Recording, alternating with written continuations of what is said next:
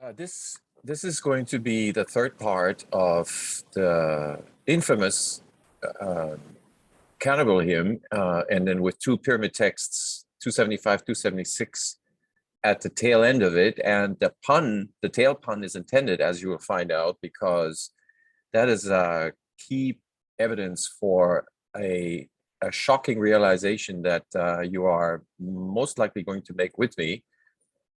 And so I have a couple of big surprises waiting, even though this is a short segment of text, but we've certainly been set up for this reading the Cannibal Hymn, which is in essence a sort of a concretely appearing gruesome tale of cannibalism, of eating people, gods, to try to acquire their experience, their magic, their skill. But really it's metaphorical at the deeper level. And Heka plays a big role in this by learning the knowledge that the sky gods have. And the metaphor is for learning is eating, basically. And so this is how I'm interpreting this works.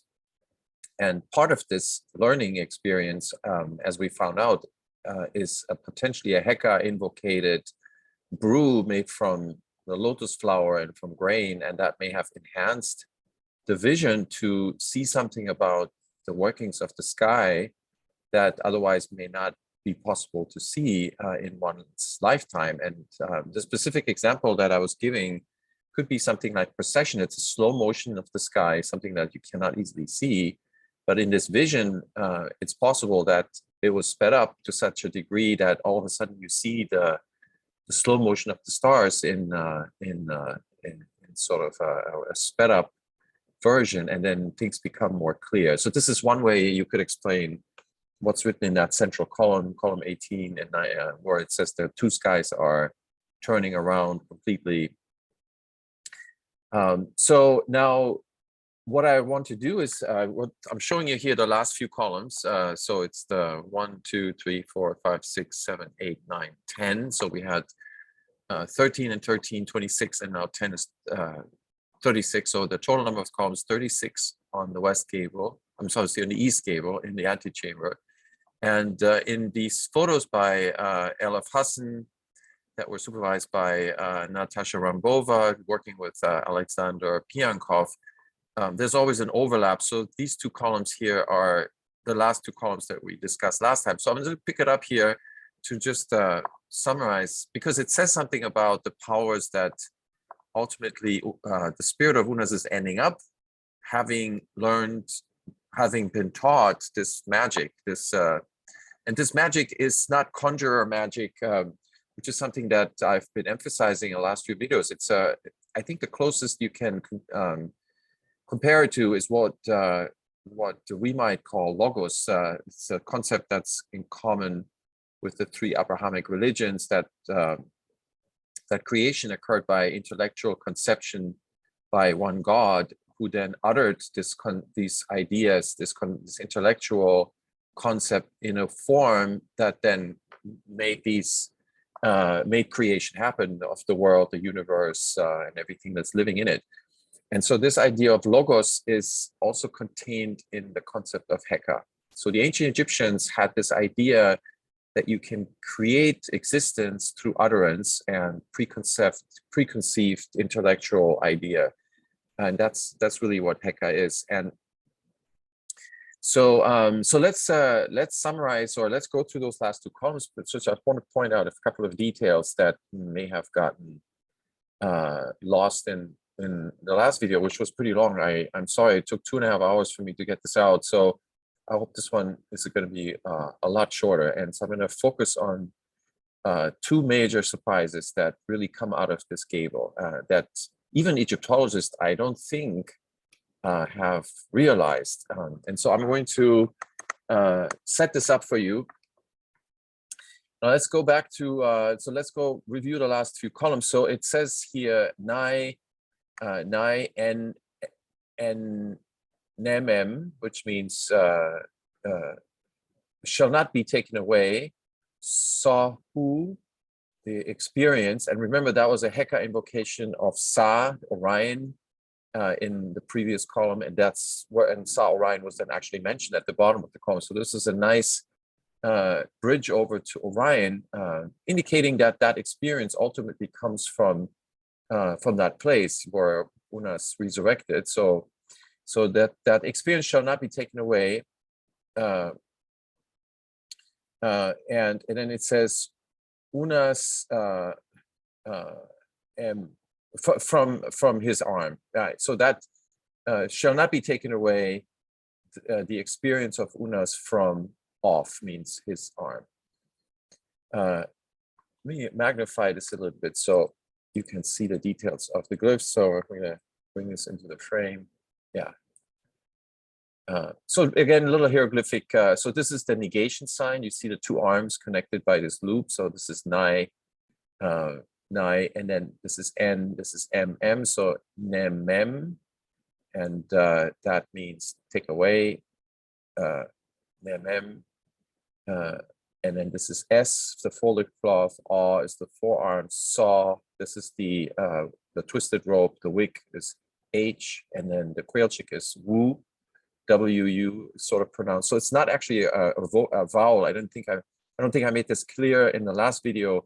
There are really no vowels in hieroglyphic. There's some consonants that are weak, and they're kind of pronounced like a weak vowel. So this is sort of a wu sound, which you could conceive to be like a U, but it isn't. It's not really a vowel. It's still a consonant, but just a weak one. So anyways, don't take away, or shall not be taken away, the experience of Unas from M off, from his arm. And then it says Ayu, this is the usual particle that introduces a statement of generality, but in this case, more like a statement of immediacy, of something that is going on right at this point, something that hasn't been completed yet. So Ayu, or M, Amenef, Amen is the verb stem, and F is the conjugation, singular, masculine, third person. So it means swallow. So he swallows. Saya, we already know this word from the other gable on the opposite side of the room. So this is perception. He swallows the perception. N means off. This is the flag sign, neter, and then neb is every. So he swallows the perception of every god. And then it says aha'u with the sun disk below, and it works as a determinative here. Aha'u means lifetime or period of time. So lifetime is a good way to translate it. So he swallows the perception of every god's lifetime. Okay, so of every god's lifetime it is. So this means that he has acquired so much experience that it adds up to all the experiences of every god that is in the sky. So it's a massive amount of knowledge and skill that he has acquired. And then it says, en unas, for unas, and then this is a very important word in Egyptian mythology because it's cyclical eternity. So for unas, cyclical eternity, it says for unas, for unas, cyclical eternity is his limit. Jeref. Jer means limit, F is his. So eternity is his limit. That means he's limitless. He has no limit. It's limitless. Limitless pi. For unas is for eternity is his limit it is. That's how the syntax works. Yeah. So it basically in English you're saying for eternity is his limit. That means he has basically no limit. Okay, and then and now this column explains a little bit about what this experience and this lifetime of the gods has actually taught him. So it translates into a power, and the power, this is I think probably the best column where we have a specific description of what it actually entails. So let's continue on. So eternity is his limit, and then it says Jeten. That is also another type of eternity, but it's not cyclical, but linear time that goes on forever and ever. So continuity is one way you could translate it. So continuity of time. Sahuf is as his experience. This, and then pen means this. So his experience is forever as his experience. Yeah. So it is this experience that gives him eternal life forever and ever. And so now it comes the explanation for, it says en mereref, and then it says iref. It means should he desire to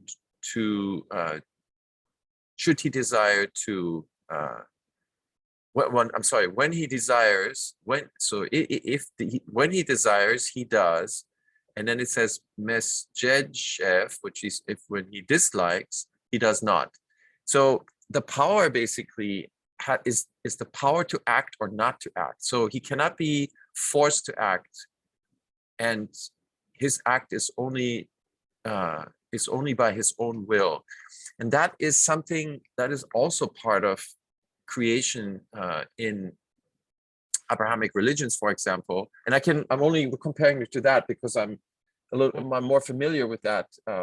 There may be other religions that have exactly the same kind of creation concepts, and but for now I'm just going to draw some parallels to what I understand myself. So, and those are the Abrahamic religions, at least in that aspect. I'm not an expert by any means. I'm just I've taught myself what the essence is that they have in common, and that is one of those things, that the will of God is a big portion of this creation. So he wills creation, and then through utterance he does create. Okay, so it's really the power to create or not create, right? So nobody can force God to create. He creates out of his own will. And that's kind of the essence of Genesis. That's kind of the essence of what the Quran teaches. And that's, of course, what the Old Testament also says. So,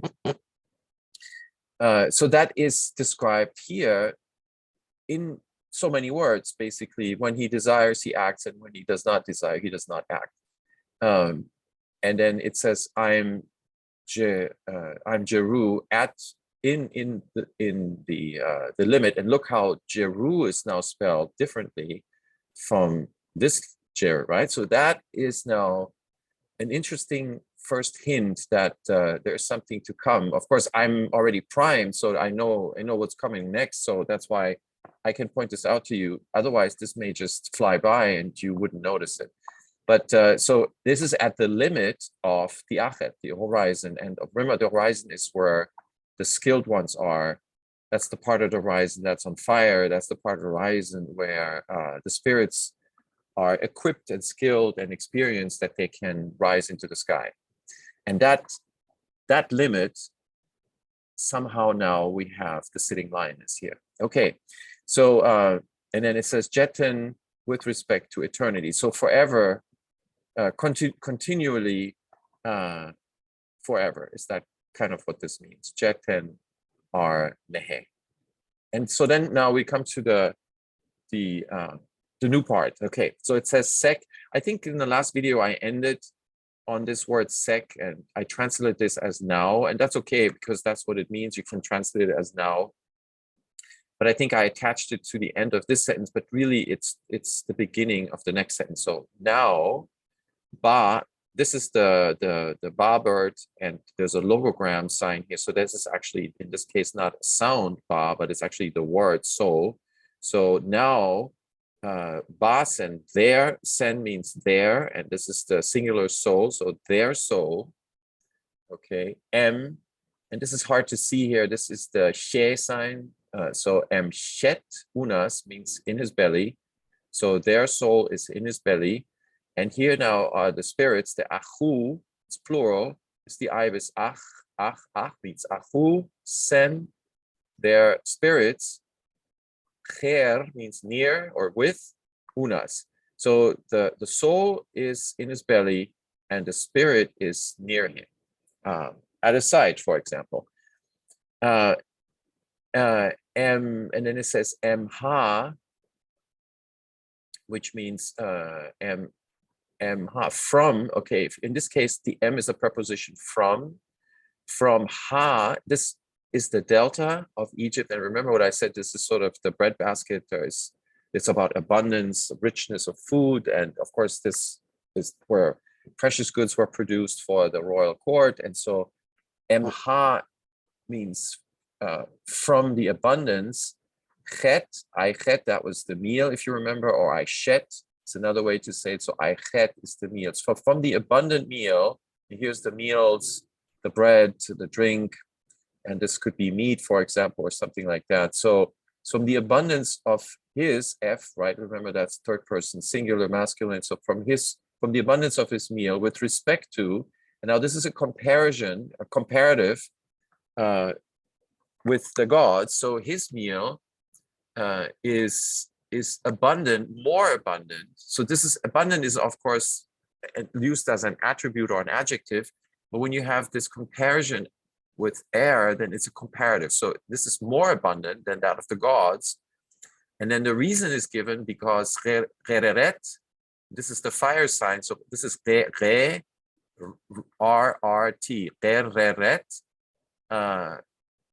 for una. So the reason, so it's basically explaining why his meal gave him the spirits at his side and why it gave him the soul, their soul in his belly, which then conferred to him this experience of the power to do as he wills, right? So this is the context of this sentence. So the explanation, and it's a really interesting explanation, is that cooked for unas were resusen, their bones, okay?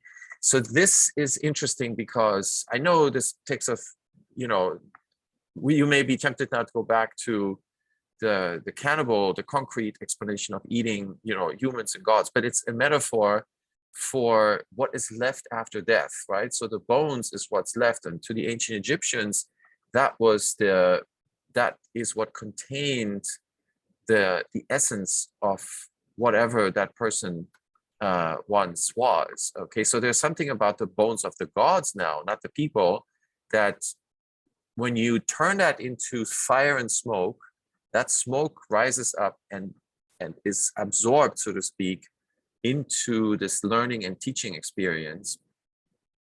And that's how you acquire divine knowledge, basically. And so that's how you can visualize this. And of the other thing that now this invokes is a boneyard, and specifically a grave, okay, where these gods are buried, where their bones are buried.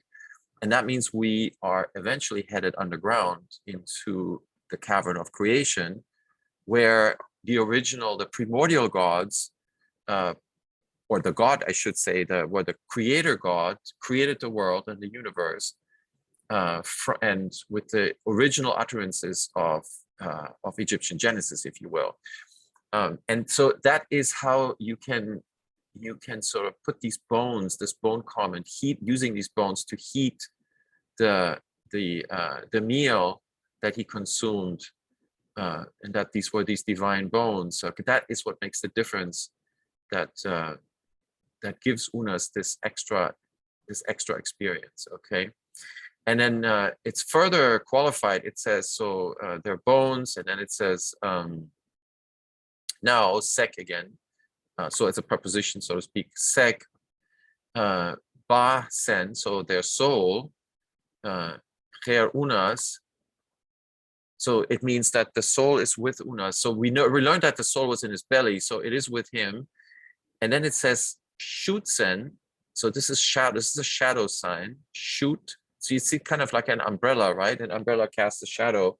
That's why the symbol is used for the shadow term. So shoot, and here's a phonetic complementation. So it's shayu is shadow, one shadow, and shoot is plural shadows, and that's phonetically complemented by the Creole chick and the T. So it's pronounced oot.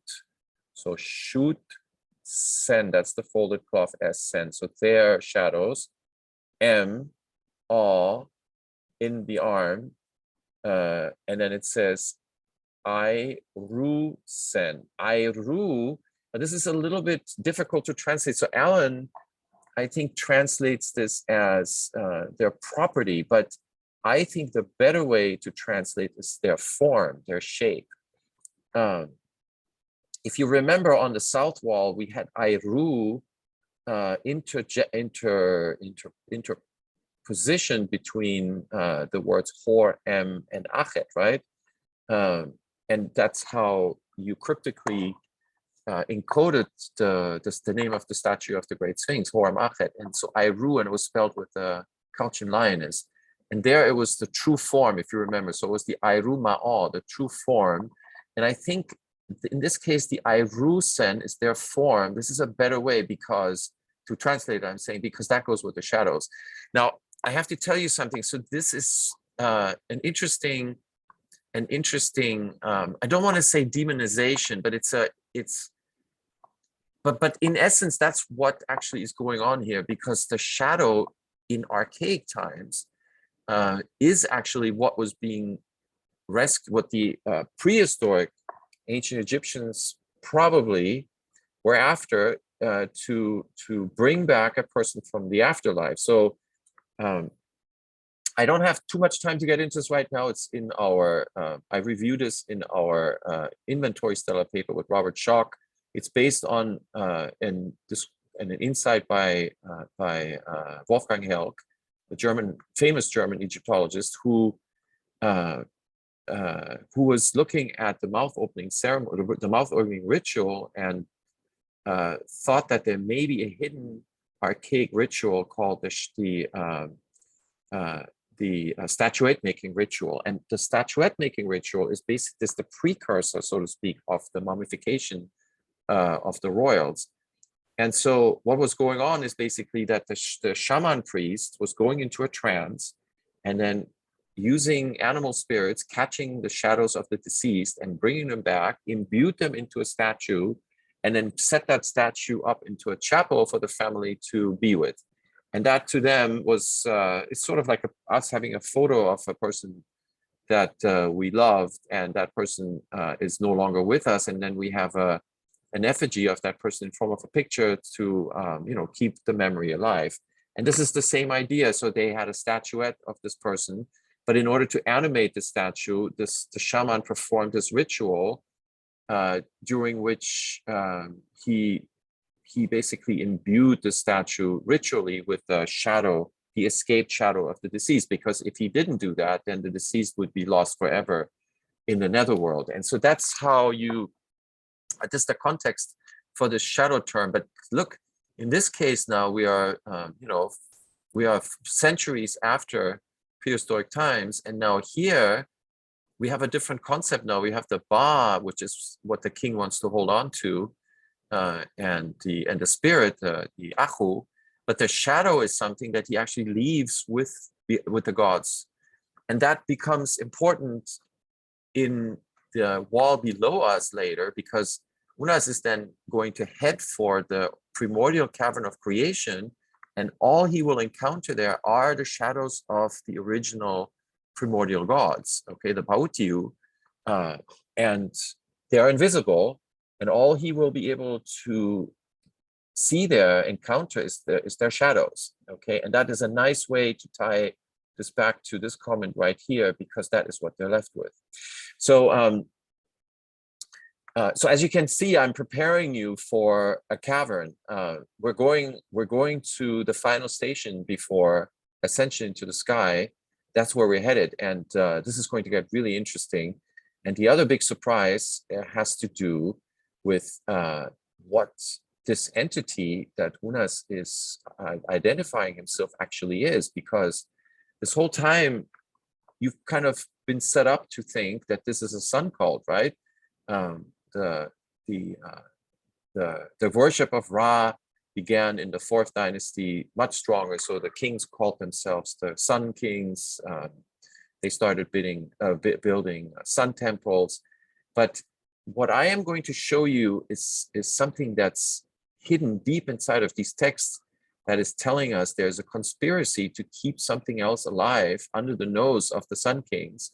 And that is another much older belief that the authors of this text did not want to die. They wanted to preserve this much more archaic, this much more primordial, original belief system, and they did not want it to get lost. And that's why they have cryptically encoded it in these texts. And this is what I want to show you now.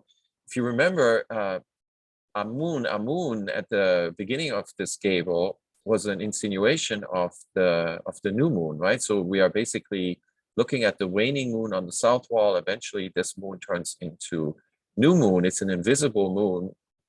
And this is the lunar version of Judgment Day for Unas. He's being judged a case. He wins the case, and then he goes through this learning phase, which the Cannibal Hymn is all about. And so this is what I want to remind you now, that we really know in a cryptic way, talking about a lunar journey, not a solar journey, even though the official aim is to be with Atum, with the sun. And that's one of the two big shockers, basically. So anyway, so let me, with that in mind, let me keep going. So we stop with the shadows here, and now we're going to continue. So it says, Ayu Unas, NN. So Unas is this, and then means this. It's a demonstrative pronoun, neutral gender. So he's in this ha, which is basically, when you double it up, it's an intense form of the verb or the noun that you're using here. So ha means appearance. So he is this appearance of appearances. Amen. So there you go. So it's interesting that Alan is translating this not with invisibility, but he's translating this as well, like durability, like persistence, like men means endurance in that sense. And that's because Alan is, of course, his interpretive bias is that this is a sun. It's really a sun hymn, right? It's about Atum. But this is where I'm going to part ways with James Allen. I highly respect him. I've learned so much from him. But in this particular case, I'm going to take another route, and I'm going to say, no, this is actually an invocation of invisibility, and that is the new moon. So this is actually lunar rather than endurance, in my opinion. So this is Amun, what is being mentioned here. So invisible of invisibilities. And that is basically new moon. It's the ultimate concept of something that's disappearing for a day or two, and then it comes back. So it's the quintessential resurrection story there is, because if you remember, all the ecliptic stars take time to come back. There's cosmic settings, there's heliacal risings, which take from days to weeks, like Sirius, for example, 70 days. But the moon comes back within a day or two. So you have one new moon, and then immediately you have crescent moon, waxing moon, and that is the ultimate power. If you can come back within a day, then you are the best, and that is really the prerogative of the moon, because that is what the sun does. It comes back after one day. So, anyways, and then it says Nai Sechem. Sechem means Nai Sechem. I root, and this is abstract determined here. So it's things that are done, and things means plural. So I root are things that are done, and Nai Sechem means there shall not be power. Let's see how this continues. Chebes I suit I unas. Yeah, the place of his mind. Em Chebes means, well, I may have to add this later into the comment section because I forgot what this means. Em Chebes. It is, in essence, what this means is that these shadows from these, basically what's been left behind in the netherworld shall not cloud Unas's mind, the place of his heart, right? That's the essence of this, but the exact wording I forgot. I think Nai Sechem means power, overpower the deeds I rue, the basically the doers of deeds. The doers of deeds has a negative connotation in Alan's translation. I think he's right. I think that's what this means. They're misdeeds. So the misdeeds shall not overpower em chebes. So this word chebes, I'm going to add this into the comment section later to give you the translation. But this is I said, it's not Isis in this case, it's the place, it's literal. I said I Unas, so it's the place of Unas's mind, basically. So he shall not be basically he shall not be yanked away from his experience, from his skill, from his knowledge, from those that want to do evil deeds. And then it says em anhu, from the living, em ta, from this, from anhu, em ta means from the earth. This pen means it's a demonstrative pronoun, so this earth. So from the living of this earth for eternity with respect, for continuity with respect to eternity. Yeah. So yeah, okay, now I understand. So it's not the, I'm sorry, it's not the shadows of the gods, it's not the primordial gods, that the evildoers, but these are the people. So they shall and now, okay, now I remember what chebes means. It means to hack. Okay, so the place of Unas's heart, there's a physical, right? There's a physical, like the pyramid, for example, the pyramid of Unas. His place of rest shall not be destroyed, overpowered by evildoers, that from the ones that remain living on this earth for continually for eternity. Yeah. So this is basically a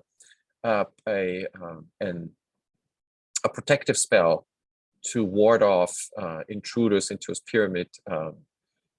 Unfortunately, it didn't work because the mummy was in the pyramid of Unas. I don't believe there were actually mummy residuals found in Unas' pyramid, but in his father's pyramid, there were wrapped mummy pieces found next to the sarcophagus in the sarcophagus chamber.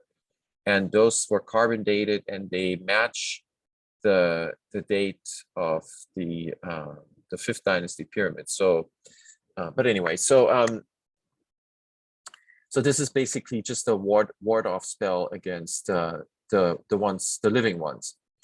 Okay, so then let's go continue. So here now, when you see this line, this is not the ta for earth like this one, but you see how the text columns are that this line basically connects the text columns. So this is actually a divider to introduce the next utterance. And I should add here, there's something that in terms of the architecture. So each one of these text columns is 1 palm wide. So a palm is a 1/7 of a cubit, and so that means you can know the dimensions of the chambers by the number of columns that are written on the walls, on the various walls. So anyway, so we have the new utterance now. It says jet medu, which are works to be spoken. Then you see this reed with the 2 legs, and that is pronounced I-N,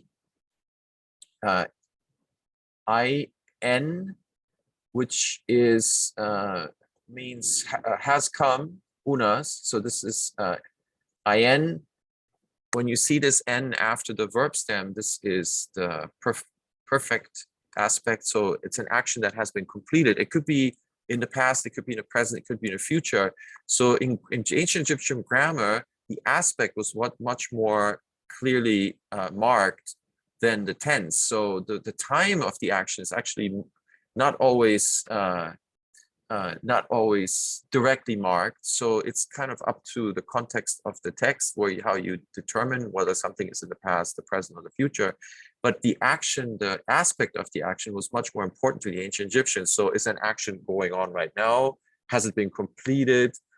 Or has the state, the result of the action resulted in a state that is still ongoing? And that's called the stative. So that's the stative verb conjugation series. So anyways, I just wanted to explain where this N comes from. So this is actually pretty common that as a specific verb form.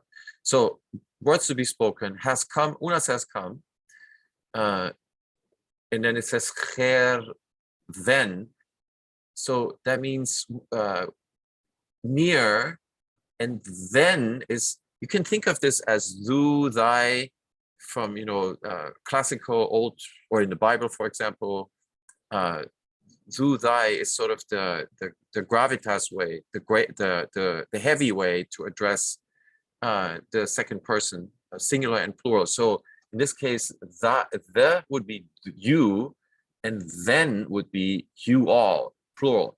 So he has come. Now we're directly addressing them, near you, and then here we have now a big clue. Who is addressing? So remember, this is a new utterance. We are at the limit of the achet, right? And now we have a locations change, or we have a location identification.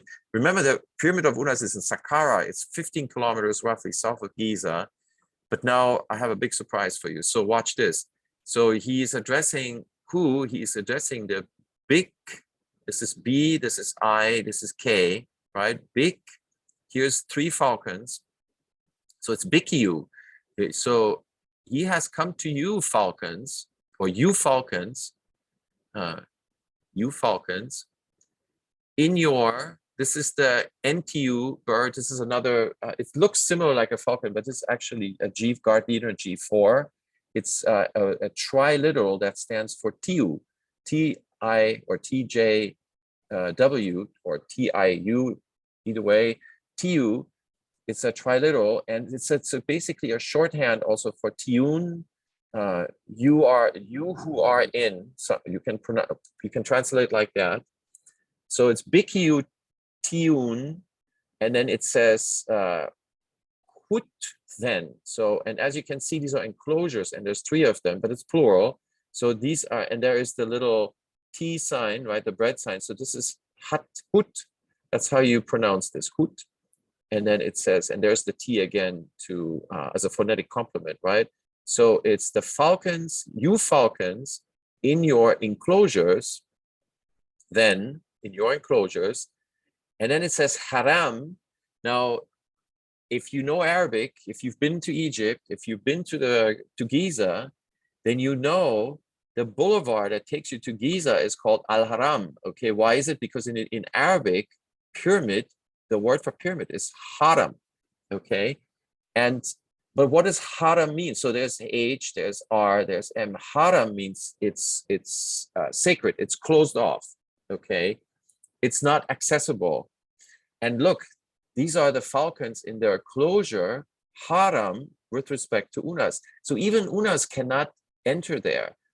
And so this is the first clue that we are headed for the ultimate necropolis, the ultimate place in the afterlife. And that's, of course, Giza, Rostal, right? So those are the 3 enclosures in my interpretation. Those are the Giza pyramids, or the enclosures around them. So this the sanctuaries, the walls that surround those pyramids, and the falcons, of course, are the kings, right? So this is Khufu, Khafre, and Menkaure, I think, these 3 falcons. So the Bikiu, Entiu, Hut, then, in your enclosures, haram, the closed enclosures that even Unas cannot enter, okay, that could be Rostal, Giza. So, and I will show you, so this is a sort of a Heka invocation, right? It's something that's indirectly mentioned. We cannot mention it directly, it's indirectly mentioned, and so that means we need a double stitch, we need a confirmation, and that double stitch is going to come in just a few moments. I'm not going to disappoint you, okay? So, all right, so then we keep going with respect to una. So it says here now, Moretef or Moref. I could not find it. Translate. I think Alan is translating this as Moretef, which is the robe. So his robe. So he's wearing, or he's killed, or he's wearing some kind of clothing. That's, I think, how you translate this. So his clothing, with respect to, this is R. With respect to, and look, the back of the line with the curved tail, with respect to Pehef, which means with respect to his curved tail, okay, or his tail. Alan is saying curved tail or bent tail. I'm just going to say tail or end or hind, whichever way you want. Off, N means off in this case, preposition, possessive case rather. Besek, N, ion. Okay, so what is besek and ion? It means the entrails, the intestines, the inners of baboon. Okay, and so the baboon, if you don't already know this, is a manifestation of Thoth, and Thoth is the moon. So we have now the second confirmation that Imun, Imen is talking not about endurance, it's talk about invisibility, new moon, and here's the confirmation that this is really the moon that is, and I think Alan just he may have just missed this, or maybe because he had a different interpretation, a different framework, and so to him, this this sort of didn't appear as something that may have been intentional, but I think in my interpretation of the text, this is pointing to the moon as opposed to the sun. And the interesting thing is, this is, of course, again, this is a Heka skill, right? So you have the tail end, which this is actually the sign for Heka. It's the back of the lion, the lioness, is the symbol for Heka magic. So, and the ultimate Heka magician among all the dwellers of the netherworld and the sky is the moon, is Thoth, the inventor of writing, the inventor of simulating reality with words and symbols, and look what he's going to simulate for us right now. He's going to simulate another place. We're in Saqqara, but we are going to simulate a different place, and that's Giza. So, so with respect to his tail of the entrails, the intestines of the baboon, and so of course what that means is that the inners of the baboon are the ultimate skill, the ultimate mastery of logos, of Egyptian logos, which is Heka. And look what it allows one to do. It allows you to open. So it open, this is the predicate of the sentence is always, it's not always, but in Egyptian grammar, the predicate, which is the verb, comes first in many cases. So it's a little bit awkward for English because we used to have the verb after the subject of the sentence. The subject of the sentence is unas. So this says open, will open, unas. And look, chenes. Haven't we heard this word before? Remember chonzu, how did we say chenzu, right? With the Z and the quailchick, chenzu, and now we have chenes. So this is another, it's a triple stitch. That it's the moon that we're talking about. So we have the baboon, then we have Chon, and of course the Chonzu is mentioned on this very same gable, if you remember, a few columns before, and that was the confirmation that Amun was the moon, right? And so we have multiple confirmations that this is a lunar, this is now a lunar magician. This is about Thoth. This is not about Atum, not about the sun. So anyways, and what is Chenes? Look, it's the conjoined bulls, okay? Which is, of course, and yet another hint. And because in this case, so it's the two doors, right? So Unas shall open the door, the facing doors, which are the Chenes, which is shown as conjoined bulls. But of course, the sickle moon, that's what it is, right? It's two halves of a sharp tip, and they come together when you have a crescent moon. This is basically the shape, but because we're not allowed to say this, right? So this is my evidence that this is cryptic. The author was not at ease, was not at liberty to just come out and say, this is about the moon. Because remember, the kings were the sun kings, and this had to stay under the nose of the king, under their noses, without them actually seeing this, or else whoever designed this text could have gotten himself killed or herself. So very cleverly done. Instead of showing just the moon sickle, right? You just basically show conjoined bolts, which is bizarre in and of itself. But so that's how you do it, right? And those are the two doors. Okay, so he's going to open the chenes, or the chensui, which is the double plural, and then it says he has fetched. Ein, remember, this is the jar sign with the leg, so that means to fetch, to bring. So bring en unas. Yeah, I think so. This is because we were in the I think we're in the present tense. So or in the future. So unas shall open the double doors, okay, the conjoined doors, so to speak. He shall fetch, he shall bring, it shall bring unas with respect to the limit of the Jeru Achet, and that's, there we have the lioness again.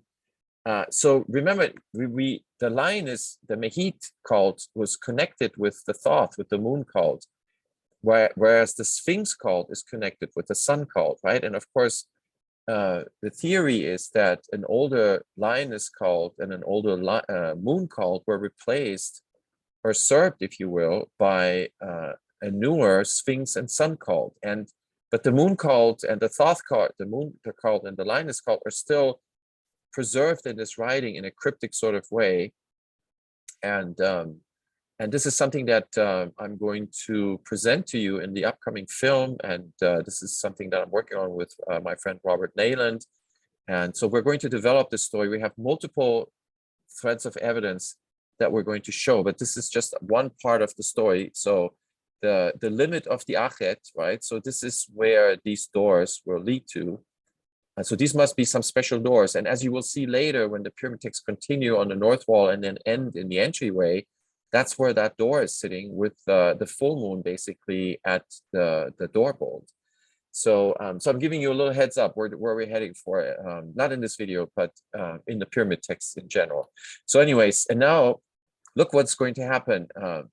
At this place where Unas is now reaching, he will uwa en one, so it means to lay down, Unas, em sedetev, and sedetev is his robe, okay? So at the limit of the Achet, he will lay down his robe. And now this is something that you may not know, but there is, in the coffin text, there is a place, the ultimate place where creation occurred, where the archive of the creation, where the creation words of the original creation were stored in an archive called an afdet. It's basically an ark. It's a chest, and that chest is inside of a chamber, inside of a cavern, and that is called the robing room, or the netherworld house. Okay, either way, the robing room is the recreation of this cavern inside the palace. Okay, so when the king got up in the morning, he went to the robing house, and he was basically prepared for the day. And that chamber is a recreation of the netherworld house, which is where creation originally occurred. And that is a cavern from which creation occurred. And so that is where this is coming from. So he's laying down the robe, okay? He's killed, so to speak. Sedetev, he's killed. And so why is he basically stripping his clothes off? Well, he doesn't need them, right? He's about to go to the last place, and you take everything off. You are bared at this point. You are no longer with the living. You are now with the immortals, and then you don't need anything of material substance that's from earth, and that includes your clothing, which is made from linen, as you can see. So this is the linen sign. Okay, and so then it says, so he's basically laying down his kilt. Okay, I'm in, I'm there. It says I'm with respect to ta. Yeah, so on the ground basically, inside of this place where he's going. It looks like at the limit of the limit of the akhed, of the horizon. He's laying down his kilt on its ground. And then it says che, this is the che sign, this is p, this is the beetle, and there's the mouth sign. So this is cheper. So cheper means in this case appear. This is the rising sun in the morning. So here we have a solar context again. So cheper unas ur. So he's appearing as the great one. I'm. And then this is a word we already learned about before. This is shed, or said rather. Yeah, it's like it's said. No, it's actually shed. Yeah, with the sh. Shed. There's the phonetic complement d, and there's t. Shedet. And this sign here with the cross, this is a determinative that identifies this word as a location, as a place, as a city, a village, or a place in the afterlife. Any kind of location. So, and shedet is thought to have basically refers to Abydos, so it's the south of Egypt, but in reality it's probably where Orion appears in the sky. It's basically a southern constellation, right? It's under the ecliptic, south of the ecliptic, and of course with precession, the constellation goes vertically, rises and goes up and down to the precession cycle.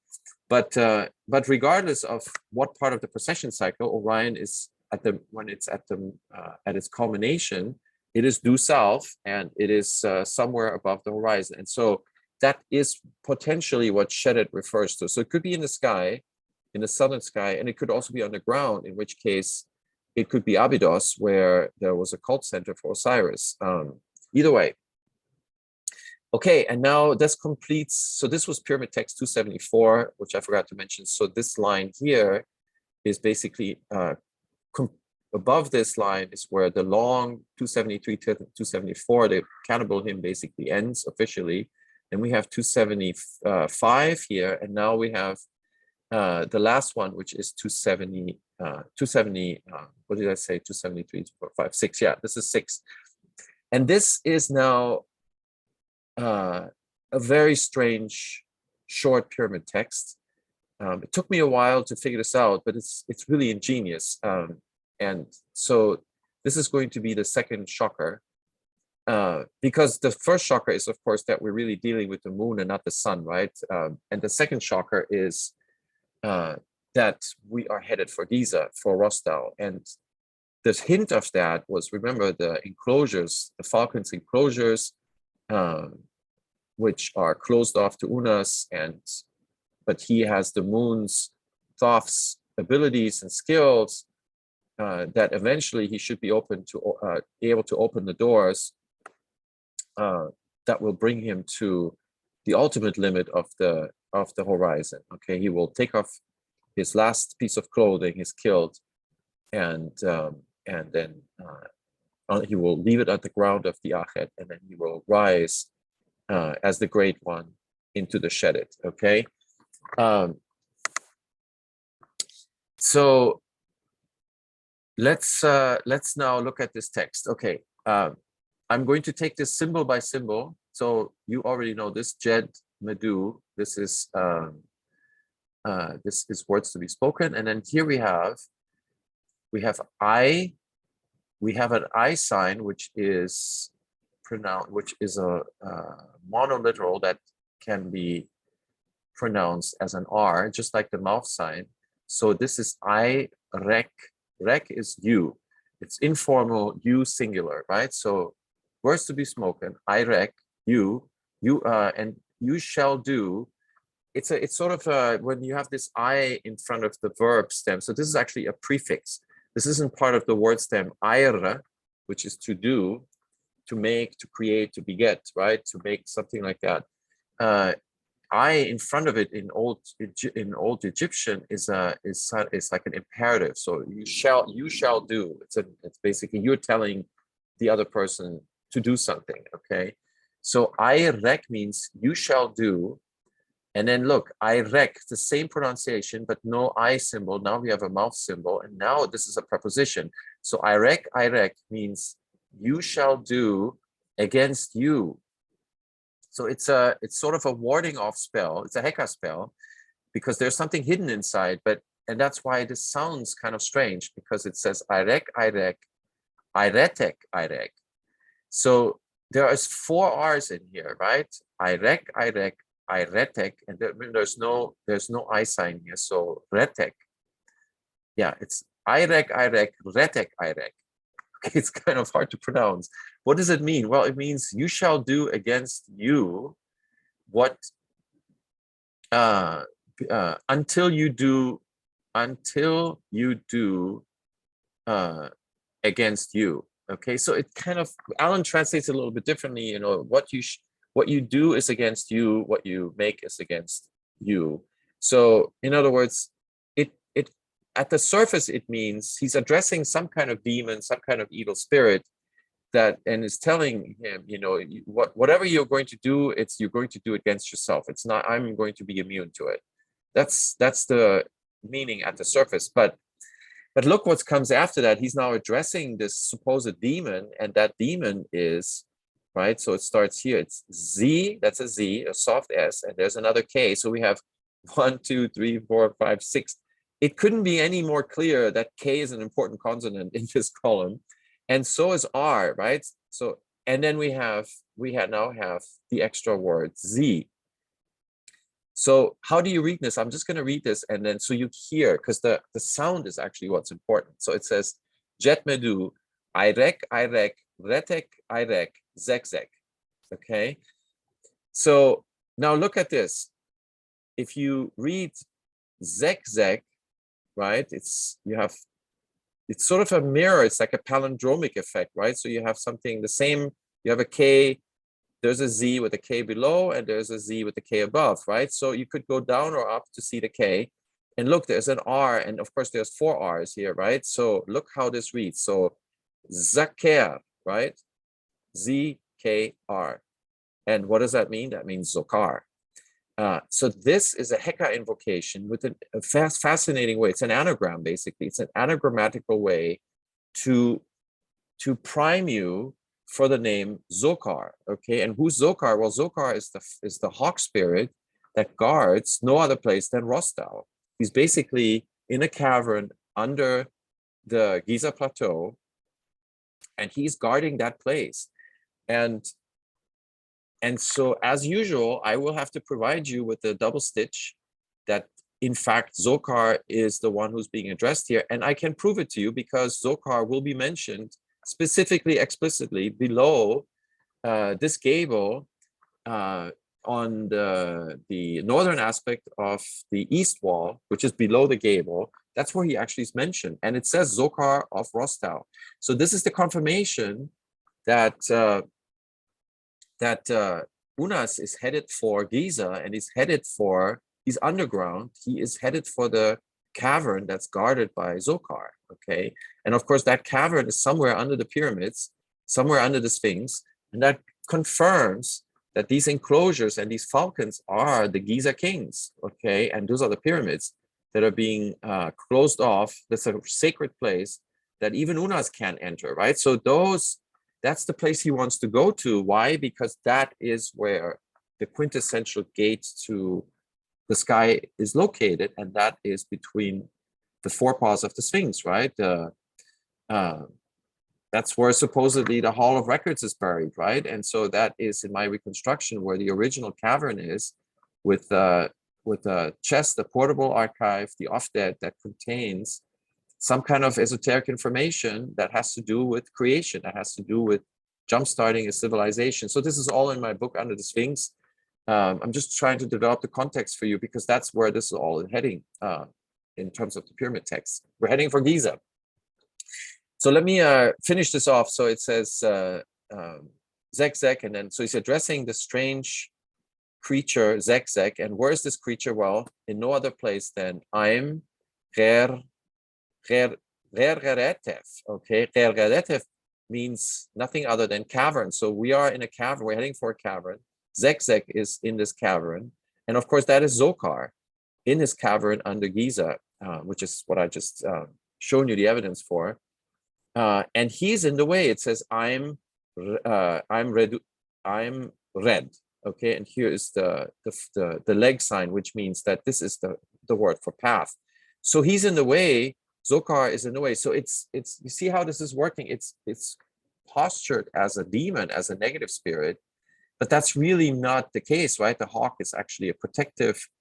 The Zokar was a protective spirit in the underworld that protected the royals and of course the sun on their way through the netherworld to safeguard them, right? So this is at the ostensibly it's hidden, it's it's disguised as a demon, as a negative spirit, but in actuality this is a positive spirit. And in order to invocate the spirit Zokar, you use this Heka formula and specifically this sort of anagrammatic way, which is ingenious how this is done, because it trains you to think of an R, right? Irek, retek, Irek.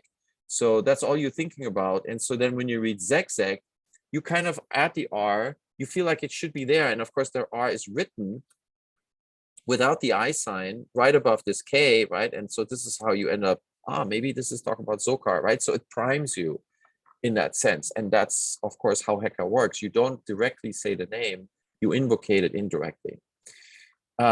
Okay, so I think, I hope this was instructional. I hope you enjoyed this. A little bit shorter, the video today. I think it's still going to be an hour, but that completes one of the most incredible parts of the pyramid text, the Cannibal Hymn. And the next stop, I think, will be the North Wall, if I have time. We're going to Egypt in a few days, so I don't know if I have time to present the North Wall, but eventually it'll be in the film. And then when I come back from Egypt, I will try to analyze the North Wall just the way I've been doing it. Okay, have a good night, everybody. See you next time.